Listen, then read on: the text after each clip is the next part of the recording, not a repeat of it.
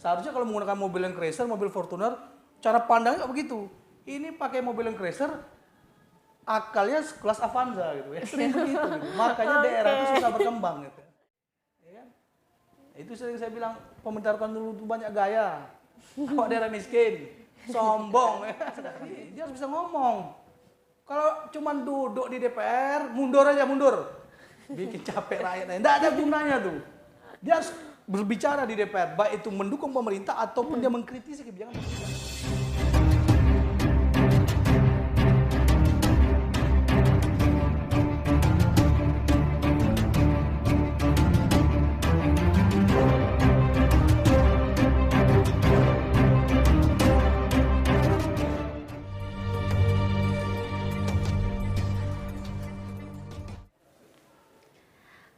Oke, assalamualaikum warahmatullahi wabarakatuh. Berjumpa lagi dengan saya Mona Lisa Putri di channel Zondower di acara Tokoh Bicara. Nah, kali ini kita kedatangan seorang tokoh yang merupakan salah satu tokoh yang melek perubahan dan tak segan untuk mengkritik pemerintah. Siapa dia? Inilah dia, Bapak Alpasiren SIP MSI. Assalamualaikum warahmatullahi wabarakatuh, Bapak. Selamat datang masyarakat Rokan-Hulu Riau di channel Zondower. Semoga channel ini sukses selalu. Amin. Jangan lupa like, comment, and subscribe. Amin. Pastinya untuk mendukung.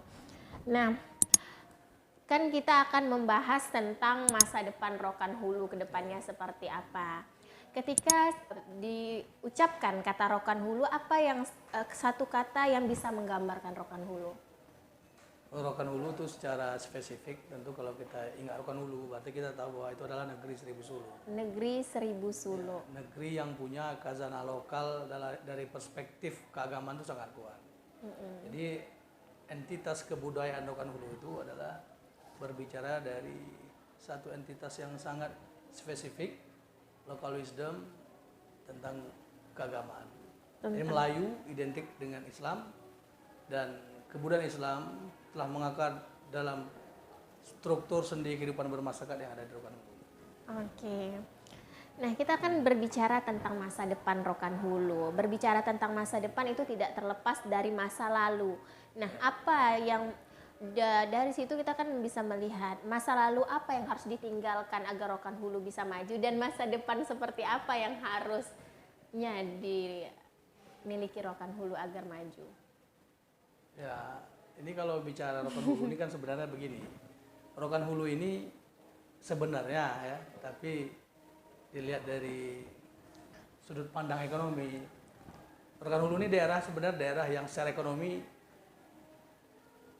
kalau kita lihat dari sudut pandang APBD itu sangat kecil gitu. Jadi kalau kita bilang Rokan-Hulu ini termasuk daerah miskin.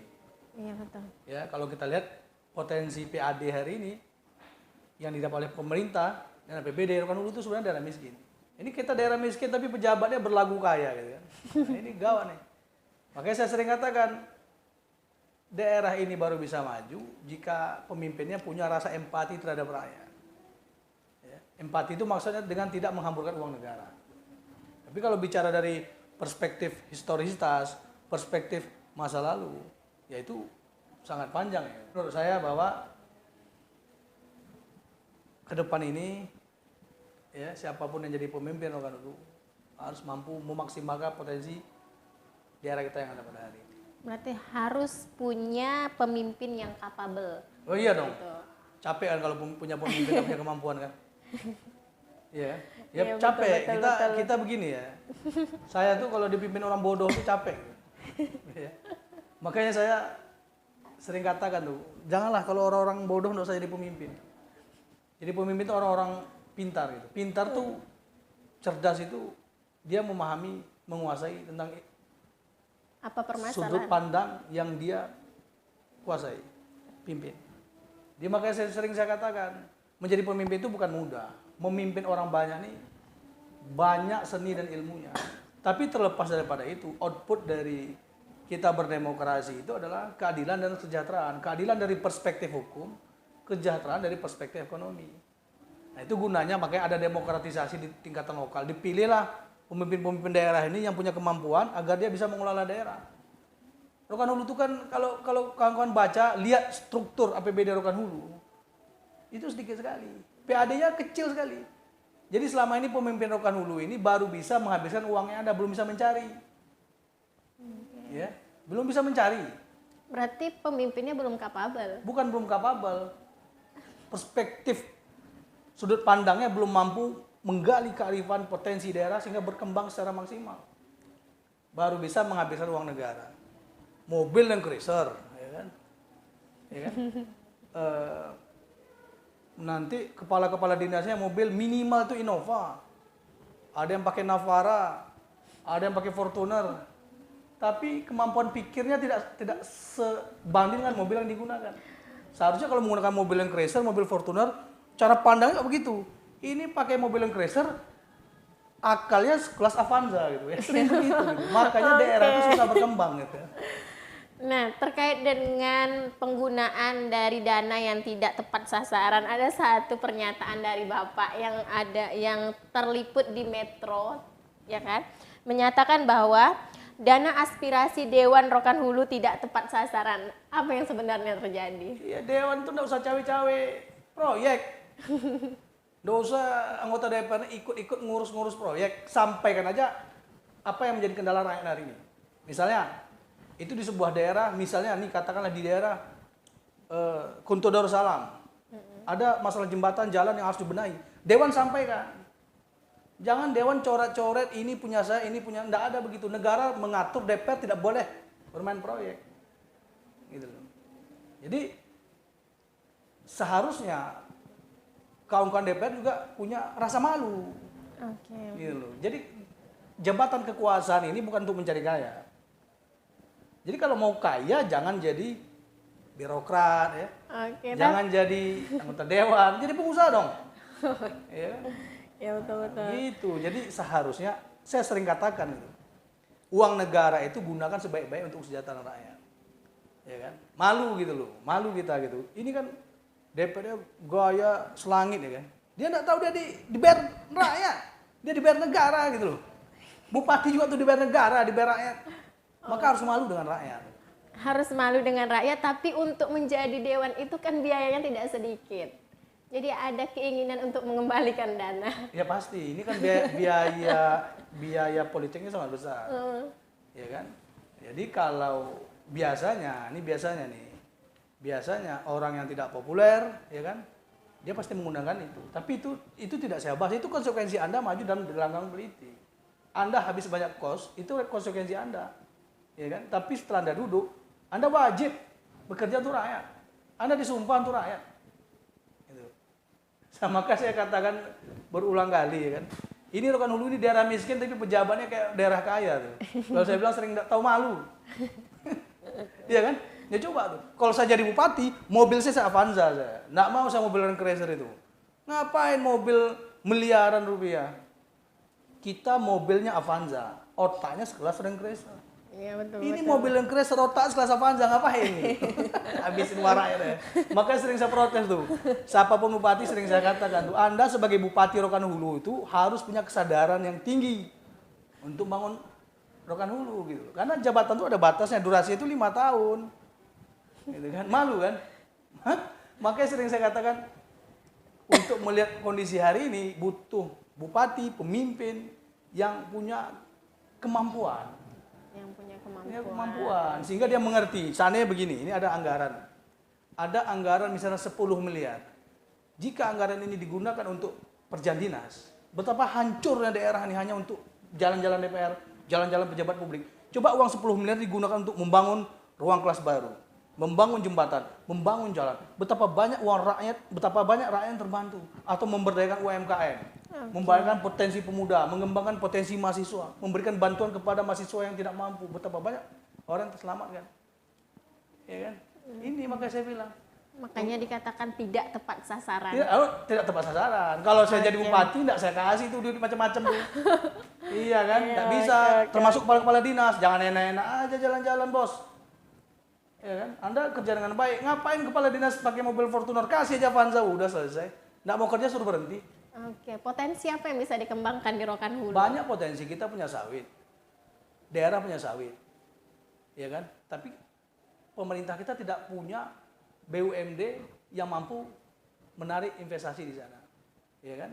Sebenarnya kalau kita kaji potensi daerah Rokan Hulu itu bisa saja banyak sekali kita bisa buat melalui kreativitas pemerintah, ya kan? Kita belajar ke daerah-daerah misalnya yang minim sumber daya alam seperti Sumatera Barat, Yogyakarta, banyak daerah itu mereka yang minim sumber daya alam, tapi ada kreativitas hidup UMKM. Ya. Jadi kalau kita bahas bagaimana cara pemerintah mengelola itu makanya dibutuhkan keterampilan, kemampuan, inovasi, dan kreativitas melihat itu, potensi itu. Dikembangkan, anak-anak muda dikasih skill. Sebelum Anda merantau, Anda ada skill dulu. Skill ini, skill, dilatih, dididik, sehingga mereka ke depan menjadi orang anak muda yang mandiri.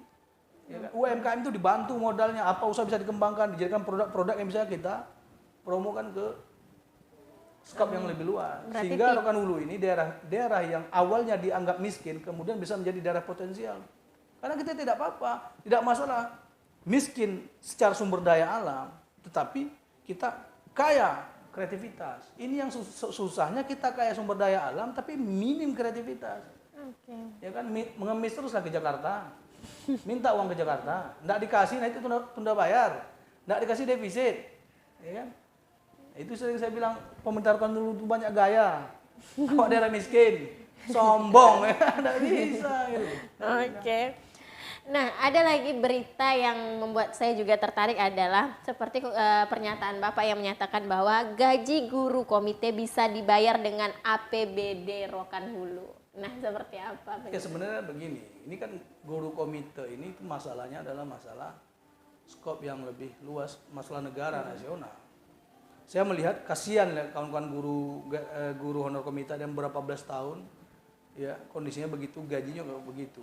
Ini masalah yang rumit, termasuk dalam pendanaan di struktur APBD.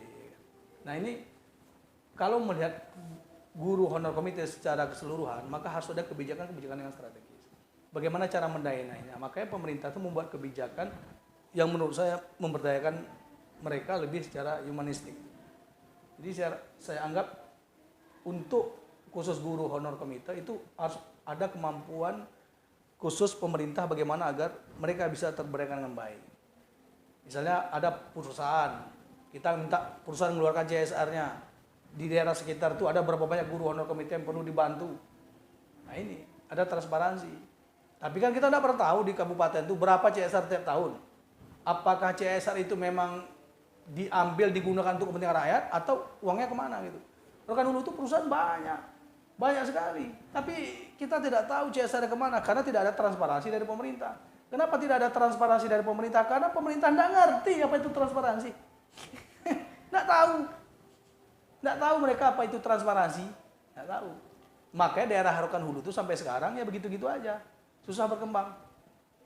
Coba aja tanya tuh sama bupatinya, tanya sama ketua DPRD. Tahu nggak dia transparansi itu apa? Oke, berarti pemimpin di Rokan Hulu itu minim akan pengetahuan. Saya tidak mengatakan minim akan pengetahuan, ya ada aja taunya itu. Misalnya kalau kayak bupati sekarang masalah strategi militer dia pasti paham. Oke. Kalau ketua DPR sekarang misalnya masalah teknik industri dia paham, bukan itu. Sekarang dibutuhkan kemampuan, kreativitas, inovasi untuk mengembangkan potensi daerah. Makanya langkah utama itu adalah data. Pemerintah itu punya data dulu. Orang miskin itu berapa? Sekolah rusak itu berapa? Jalan rusak itu berapa? Jembatan rusak itu berapa? Targetnya apa? Harus ada target. Makanya bekerja itu bukan dengan mekanisme politik. Kalau mekanisme politik berarti kita hitung, ini daerah kalah, ini daerah menang. Nah, itu yang selama ini terjadi. Ini dendam sakit hati nih, daerah kalah nih. Sementara di daerah kalah tersebut tidak terdapat pembangunan. Nah, makanya prinsip pembangunan itu berdasarkan perspektif keadilan. Jika daerah itu rusak, meskipun kita kalah secara politik harus kita bangun, itu kewajiban kita sebagai seorang pemimpin. Ya kan? Nah, Rokan Hulu itu baik pemerintahnya maupun DPRD-nya dituntut bekerja ekstra keras agar daerah itu maju. Jangan sibuk punya dinas, tampeh duit negara. Hasilnya lah itu, nggak ada hasilnya. Ya kan, pergilah ke Jakarta, pergi ke Pekanbaru, studi banding ini itu pulang nol besar. Habis uang negara puluhan miliar, hasil nggak ada. Kenapa tidak ada hasil? Ya nggak ada apa yang bisa mereka buat. Mereka pergi ke Bandung, kaget lihat Bandung, kok hebat kotanya, ke Jogja, kok hebat kotanya ya. Pulang Sampai di sana terasa bodoh. Aduh, kita nih kok jauh ketinggalan ya. Udah berulang kali mereka ke satu kota itu, Jogja tuh mau 5 kali, ke sini mau 6 kali. Tapi kebijakan apa yang mereka bisa buat? Bisa enggak mereka nodong bupati? Pak Bupati kita begini-begini, enggak bisa karena bupati juga enggak paham. Maka enggak maju. Oke, berarti apa sebenarnya menjadi kendala dari Keinginan. Sekarang kita punya keinginan baik, tentu keinginan itu harus diwujudkan. Rokan Hulu itu mau ke depan mau ngapain? Kita mau mengalami kemajuan secara ekonomi. Kita mau mengalami kemajuan dalam perspektif kebudayaan. Kita mau memberdayakan UMKM. Lokus dan fokus anggaran itu ke sana dong. Buat kalau kita mau majukan ekonomi, sektor apa dulu yang kita berdayakan. Kalau kita ingin mempercepat pembangunan, apa yang kita lakukan? Baru bisa gitu. Jadi memang membangun itu tidak bisa kita sendiri, harus bekerja sama. Pemerintahan eksekutif, legislatif bekerja sama juga dengan pemerintahan provinsi. Baru bisa maju. Kalau enggak akan bisa maju daerah. Begitu-gitu aja tuh judul lagunya tuh. Berarti kalau Rokan Hulu masih tetap seperti ini maka tidak akan ada. Bukan kalau tidak ada kebijakan yang lebih ekstrim, kita akan seperti ini. Ini untuk pejabat Rokan Hulu ya, ini saya kasih Anda masukan. Anda tidak perlu berguru sama saya. Anda buka YouTube, lihat Yoyo Sudibyo di Batam itu, Anda contoh itu. Gitu. Anda belajar di sana, ya kan? Lihat itu pemimpin 5 tahun, tapi kota Batang itu maju. Ya, jadi belajar gitu loh. Belajar itu harus dibanding. Dibanding bukan buat otak kita tambah pintar, tambah bongak harus dibanding. Ngapain itu dibanding? Kalau mau pintar tuh belajar, membaca. Oke. Saya tertarik dengan ini. Apakah seorang pemimpin itu akan tetap jujur ketika dia menjabat lebih dari 1 periode? Nah itu perspektifnya lain lagi. Kalau 2 periode itu memang punya kecenderungan untuk lepas dari beban tanggung jawab. Tapi seharusnya sebagai pemimpin yang baik, siapapun itu, dimanapun itu, 2 periode itu tentu saya rasa bisa menuntaskan permasalahan-permasalahan yang ada. Oke. Tapi ada juga orang yang memang tidak layak untuk 2 periode. Ada juga yang seperti itu. Tapi hak orang untuk maju kita tidak bisa halangi orang punya hak juga untuk berdemokrasi. Selama Bapak menjadi anggota Komisi 3 DPRD Kabupaten Rokan Hulu, apa yang telah Bapak berikan untuk Rokan Hulu? Yang saya berikan? Saya berusaha menghemat anggaran. Mengapa menghemat anggaran? Iya, anggaran hemat keluar untuk pejabat publik, bisa untuk rakyat.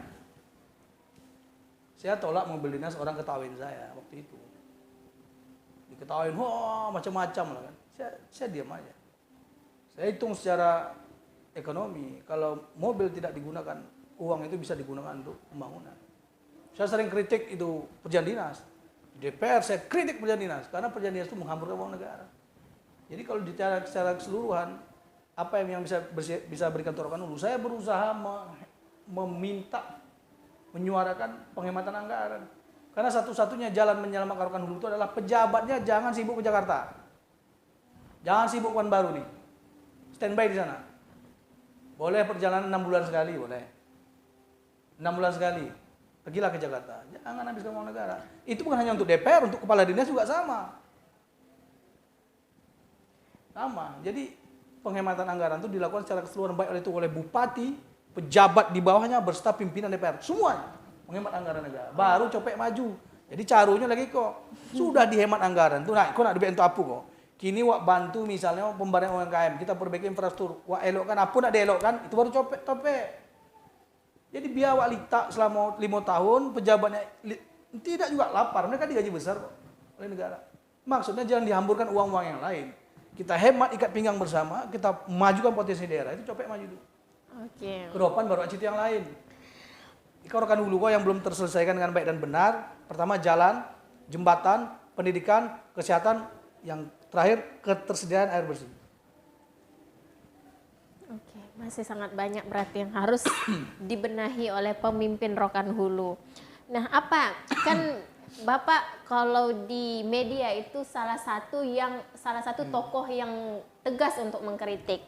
Apa sebenarnya yang membuat Bapak begitu berani untuk mengkritik pemerintah? Ya, saya dididik dari awal itu orang gerakan. Kami itu dididik untuk berpikir kritis. Karena pemerintah itu harus dikritisi agar dia berjalan baik dan benar. Dia menggunakan uang negara, uang rakyat. Gitu loh. Jadi siapapun pejabat negara, siapapun orang yang menggunakan uang negara itu harus dikontrol. Kalau enggak nanti mereka akan korup. Ya kan? Sedangkan dikontrol aja banyak pejabat yang korupsi, apalagi tidak dikontrol. Itulah gunanya bahwa ada nalar kritis oleh rakyat, oleh mahasiswa maupun oleh DPR. Jadi kritisnya kita terhadap pemerintah itu adalah bentuk kasih sayang kita kepada rakyat, bukan kepada pemerintah itu. Ya, sayang kita kepada rakyat, kita kritisi pemerintah. Pemerintah itu tidak usah dikasihani. Dia dibayar negara, menggunakan aset negara, digaji oleh rakyat. Jadi kalau ada pemerintah misalnya bangun begini, ini pemerintah misalnya bangun salah satu kompleks A misalnya, kemudian itu bermanfaat untuk orang banyak, bukan pemerintah itu baik, tapi sudah semestinya dia berbuat kebaikan gitu, ya kan, karena dia digunakan uang rakyat, uang negara. Gitu. Uang negara itu digunakan sebaik-baiknya untuk kesejahteraan rakyat dong. Gitu cara pandangnya. Jadi kalau ada nalar kritis itu terbangun dengan baik di masyarakat, berarti masyarakatnya sehat. Ya kita belajar dong dari negara-negara maju. Ya kan, pemerintah itu dikritik selalu oleh media, oleh pers, oleh LSM, oleh mahasiswa, oleh DPR. Gitu, sehingga pemerintah itu bekerja di jalan yang tepat. Oke. Dengan kondisi Rohul saat ini, masa depan seperti apa yang akan terjadi dengan Rohul ke depannya? Ya, saya berharap sebenarnya Rohul ini dipimpin oleh orang-orang yang punya kemampuan, ya, saya berharap begitu. Agar ke depan generasi-generasi Rokan Hulu ini menjadi generasi-generasi terbaik, ya. Saya doakan juga untuk daerah Riau yang lainnya supaya dapat pemimpin yang cerdas, ya, yang punya empati, yang punya rasa memiliki terhadap daerahnya. Karena dengan begitu banyak orang-orang yang terselamatkan dari kemiskinan, banyak orang-orang yang terselamatkan dari keterpurukan. Daerah-daerah yang terisolasi itu bisa terbuka. Ya. Saya ingin daerah itu maju dan punya kewibawaan, punya kebanggaan. Ya. Ya, kita pingin daerah yang transparan, yang terbuka, yang rakyat tahu berapa anggaran mereka gunakan untuk apa saja, tahu gitu loh. Jangan bupatinya main proyek, ketua DPRD-nya main proyek, anggota DPRD-nya main proyek misalnya. Ini kan rusak negara. Bupati kerja saja nggak usah ngurus proyek. DPR kerja saja nggak usah proyek itu urusan kontraktor. Ya kan? Makanya sering saya katakan bahwa harapan saya sebenarnya secara sederhana bahwa kenapa kekritisan itu selalu dibangun. Saya ingin lihat daerah saya itu berkembang dengan pemimpin-pemimpin yang kapabel. Ke depan saya harapkan nanti anak ini generasi-generasi tua ini kan sudah selesai nih ya. Saya harapkan anak-anak muda nanti tampil ya, mereka-mereka yang punya integritas, mereka-mereka yang bisa menjaga nilai, kewibawaan, menjaga moralitas mereka, sehingga bisa jadi contoh, ya kan? Bisa jadi contoh, ya, DPR yang tidak narkoba, misalnya, DPR yang tidak korupsi, misalnya, kayak kita kan bangga kan? Bangga, DPR tidak suka main judi, ya kan? Bangga kita. Ya, jadi orang-orang yang punya integritas sehingga bisa memimpin daerah ini dengan baik dan benar. Dalam Islam kita gunakan istilah Al-Quran, wa tawanu 'alal birri wat taqwa wa la tawanu 'alal ismi wal 'udwan. Jadi kita tuh diperintahkan untuk saling tolong menolong di jalan ketakwaan. Jangan di jalan kesesatan dan kemungkaran. Saya tertarik seperti ini, di dalam memegang jabatan, Bapak kan sering berkritik dengan tegas terhadap pergerakan pemerintah. Nah, ketika sudah tidak memegang jabatan lagi, kritik untuk mengontrol pemerintah itu diarahkan seperti apa? Ya, kita membangun negara kan tidak harus berkuasa, tidak harus punya kekuasaan. Kalau kita punya kekuasaan itu mengkritik secara struktural. Tapi ketika kita tidak punya kekuasaan itu kita menggunakan kekuatan kultural. Banyak cara. Di samping mengkritik secara langsung pemerintah melalui media, melalui organisasi-organisasi yang lain, juga melakukan diskusi-diskusi pemberdayaan anak muda, kawan-kawan mahasiswa. Ya kan? Nalar prestasi itu harus mampu tersalurkan, tersampaikan ke banyak tempat sehingga orang mengerti gitu. Masalahnya di mana. Gitu. Jadi makanya politik itu bukan hanya sebatas kekuasaan, tapi dia berbicara value tentang nilai keadilan, tentang nilai kesejahteraan. Ya, itu yang harus disampaikan itu. Jadi semoga anak-anak muda itu paham bahwa esensi politik itu bukan hanya berbicara tentang kekuasaan. Berarti setiap orang bisa mengontrol pergerakan pemerintah. Bisa, selama pemerintah masih menggunakan uang negara, ya kan? Rakyat berhak dan harus wajib mengkritisinya. Oke, Agar wajib. mereka paham kekuasaan itu bukan punya mereka. Rakyat mendelegasikan kekuasaannya kepada pemerintah untuk bekerja mewakili kepentingan rakyat. Gitu. Jadi uang yang mereka pakai juga uang rakyat. Mereka harus dikontrol secara maksimal, dikritisi secara maksimal. Sehingga konsep dari demokrasi itu sendiri terrealisasikan. Bukan, semoga aja salah satunya itu. Yang kedua, semoga agar jangan terjadi penyelewengan kekuasaan. Salah satu Penyelewengan korupsi. kekuasaan, oke. Ya, nah itu dia. Jadi harus kritis, tidak bisa. Harus dikritisi pemerintah itu, tidak bisa dibiarkan. Nah itulah konsep kita berdemokrasi dan bernegara. Semoga semakin banyak anak-anak muda kritis, semakin sehat bangsa ini. Oke. Oke. Pesan apa yang ingin Bapak sampaikan kepada pemimpin Rokan Hulu saat ini? Ya bekerja dengan baik. Anda di DPR, eksekutif, legislatif itu punya waktu cuma 5 tahun bekerja dengan baik.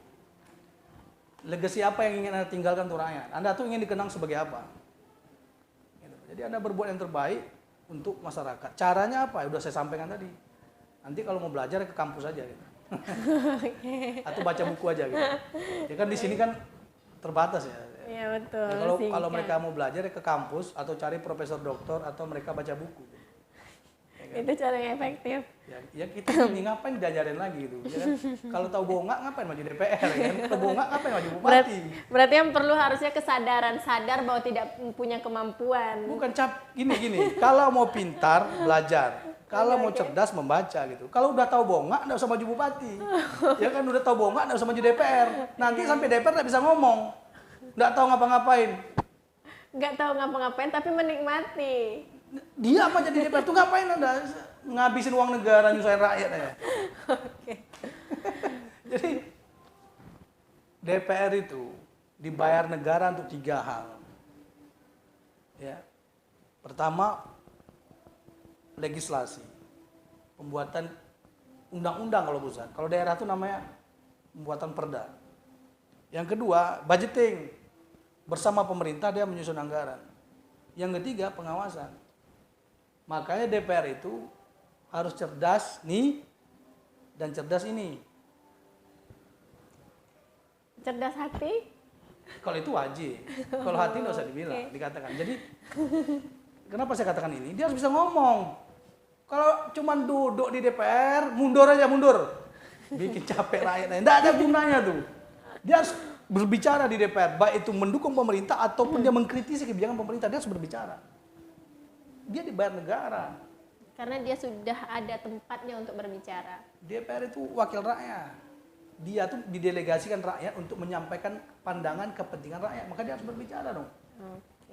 Jadi kalau dia tidak berbicara, nih saya saran kawan-kawan ya, untuk kawan-kawan DPRD Rokan Hulu atau DPRD Riau seluruhan yang tidak ngomong di DPR, mundur aja.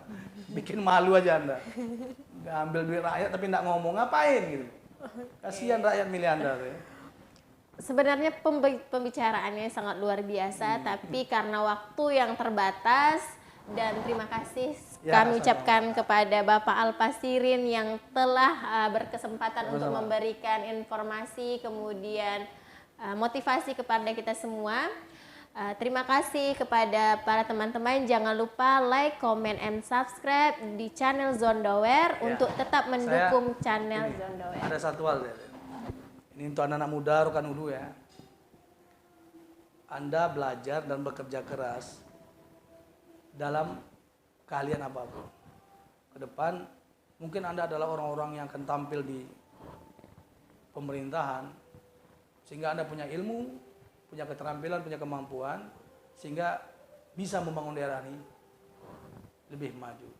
Saya bosan dengan orang-orang bodoh menjadi pemimpin. Jadi saya doakan Anda ini yang punya kemampuan, saya doakan bisa nanti menjadi wakil-wakil rakyat di parlemen sehingga Anda bisa bekerja untuk kepentingan rakyat, berpikir, bekerja dan berbicara. Jadi itu saya, jangan lupa ya ini channel Zondower ini di subscribe, di like, semoga ini menjadi channel dakwah untuk masyarakat Hulu terkhususnya dan Riau secara keseluruhan. Terima kasih. Ya, Assalamualaikum warahmatullahi wabarakatuh.